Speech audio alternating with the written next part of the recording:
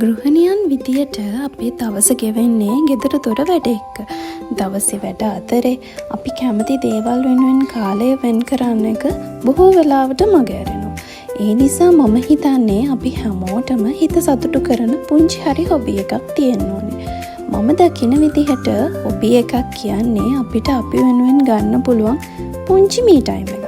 ඒ කාලෙදි හිත සැහැල්ලු වෙනවා, සතුටක් දැනෙනවා, ආය අලුතෙන් ශක්තියක් එනවා ඉතුරු වැඩ ටික කරගන්න.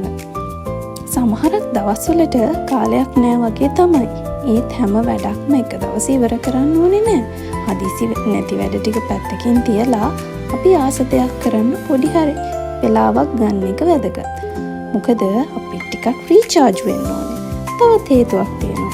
අපේ දරුවෝ හැමදාම පොඩි අය වෙලා ඉන්නේ. දවසක යාලා එයාලගෙම හීන පස්සේයි තමන්ගේ ජීවිත ගොඩනගන්නේ. එදාට අපිටත් අපේම සතුටක් අපි ආදරය කරන දෙයක් තිබුණොත් කොච්චර ලස්සනද. ඒ නිසා ඔයාට හොබි එකක් නැත්තම් අදම ඔයා ආදරය කරන පුංචි දෙයකින් පටන් ගන්න. මොකද හොබි එකක් කියන්නේ විනෝදාංශයක් විතරක්ම නෙමෙයි. ඒක අපේ හිත සනසන, අපේ ජීවිතය ලස්සන කරන හොඳ යාළුවෙක්.